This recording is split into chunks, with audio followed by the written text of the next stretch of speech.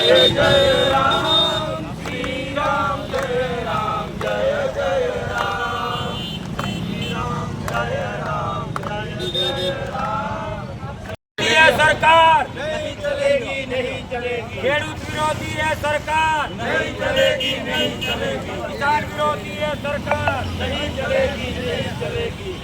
એક બાજુ જગતના તાત પર કુદરતનો માર વરસે છે તો બીજી બાજુ ખેતીના પાકના તળે ગયેલા દામ। ત્યારે કંઈક આવી સ્થિતિમાં ગુજરાતનો ખેડૂત મુકાયો છે તો રાજકોટ જિલ્લાના ઉપલેટા તાલુકાના ખેડૂતોની પડતર માંગણીઓ અને ખેતીઓના વધતા ખર્ચના મુદ્દે કોંગ્રેસે રણસીંગો ફૂંક્યો છે અને સરકારની નીતિઓ સામે રોષ વ્યક્ત કરવા માટે કોંગ્રેસે અનોખો રસ્તો અપનાવ્યો છે। તો જગતનો તાત પાય માલ, સરકાર માલામાલના નારા સાથે ચાલો જોઈએ ઉપલેટાના ચોરીથી શું છે આખો મામલો। નમસ્કાર દર્શક મિત્રો, બેસ 90 ન્યૂઝમાં આપની સાથે હું છું નેહા પટેલ। ઉપલેટામાં કોંગ્રેસ દ્વારા અનોખો વિરોધ પ્રદર્શન કરવામાં આવ્યું છે। રસ્તા પર ઉતરેલા કોંગ્રેસના નેતાઓ અને કાર્યકરોએ ખેડૂતોના સમર્થનમાં સરકાર સામે મોરચો માંડ્યો છે અને વિરોધનું મુખ્ય કારણ એ છે કે ખેતીના સાધનો અને ખાતરમાં થયેલો અસહ્ય ભાવ વધારો। તો ખેડૂતોનો આક્ષેપ છે કે ડીએપી અને એનપીકે જેવા ખેતી માટે અનિવાર્ય ગણાતા ખાતરની થેલીમાં સીધો 700 રૂપિયાનો વધારો ઝીકી દેવાયો છે। તો એક તરફ ખેતીનો ખર્ચ બમણો થઈ રહ્યો છે અને બીજી તરફ ડુંગળી અને મગફળી જેવા પાકોના ભાવ પણ પૂરતા મળતા નથી।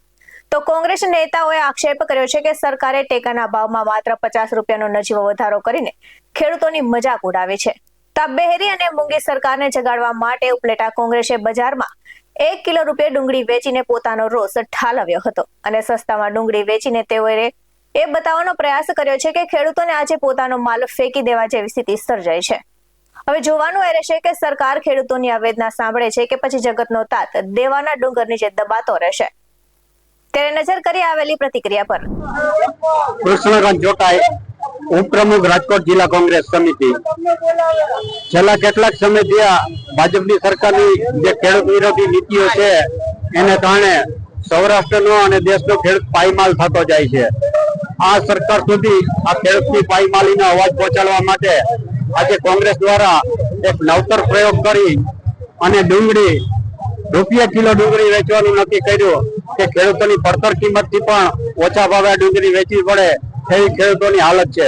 બીજી બાજુ આજ ખેતી ઉત્પાદન કરતો પાક પકવવા માટે ખેડૂતોને જે ખાતર જોઈએ છે થેલીએ 700 રૂપિયા જેવો જંગી ભાવ વધારો કરી અને ખેડૂતોને રાતે પાણીએ રોવરાવતા કર્યા છે। જ્યારે બીજી બાજુ સરકાર આ દેશના પૈસાનો ખુલ્લેઆમ દુરુપયોગ કરે છે।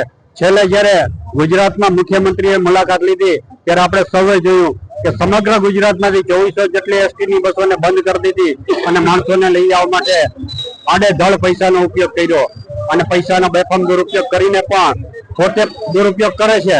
અને બીજી બાજુ લોકોને કહે છે કે તમે ડીઝલ બચાવો, ડીઝલના વાહનનો ઓછો ઉપયોગ કરો, સોનું ઓછું કરી દો અને પોતાનો જે દુરુપયોગ છે એ ક્યાંય કરતા નથી। આ સમગ્ર બાબતને ઉજાગર કરવા માટે આજે ઉપલેટા શહેર અને તાલુકા કોંગ્રેસની આગેવાનીમાં અમે સરકાર સુધી સરકારની નીતિઓ ખોટી છે એ બતાવવા માટેનો એક નવતર કાર્યક્રમનું આયોજન કરેલ હતું। તાલુકા કોંગ્રેસ પ્રમુખ ઉપલેટા સમગ્ર ગુજરાતની અંદર આજે પારાવાર મોંઘવારીનો માર, ખેડૂતોની હાલત કફોડી થઈ ગઈ છે। ખેડૂતોના ખેતરની અંદર પાક માટે રાસાયણિક ખાતર ડીએપી હોય, 1232 હોય, એનપી હોય, આ ખાતરોની અંદર મોટો કોટિંગ વધારો 700 રૂપિયા સુધીનો વધારો એક હારે ઝીકી દીધો। ખેડૂતોની પાયમાલી તરફની આજે સરકારે નિર્ણયો લીધા છે એનાથી પરેશાન છે ખેડૂતો। ત્યારે ખેડૂતોની જણસીના ભાવ નથી, એક પણ જણસીનો ગઈકાલે સરકારે ટેકાના ભાવ ખેડૂતોને માત્ર બનાવટ કરવા માટે 50 રૂપિયાના માત્ર રૂપિયા વધારી અને ટેકાનો ભાવ વધાર્યો છે। ત્યારે ખેડૂતોની કુર મસ્કરી કરવામાં આવે છે।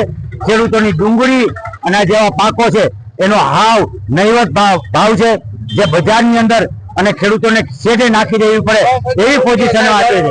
અને 1 વીઘાના ખેડૂતોને લડવા માટે 10,000 રૂપિયાનો ખર્ચ થયો છે। ત્યારે ખેડૂતોને 1 વીઘે 15 થી 20,000 રૂપિયાની નુકસાની ભોગવીને ખેડૂતોએ આજે આ જણસી પાયમાલી તરફ ખેડૂતો ધકેલાઈ ગયા છે। ત્યારે આ સરકાર જાતિની બેરી મોંઘી સરકારને જગાડવા માટે આ ગુજરાતની જનતા, આ સૌરાષ્ટ્રની જનતા, આ ઉપલેટાની જનતા ના આજે અમે જગાડવા માટેનો આ કાર્યક્રમ કર્યો છે અને લોકોને બતાવવા માટે કે આ સરકારથી સૌ જાગી જાઓ।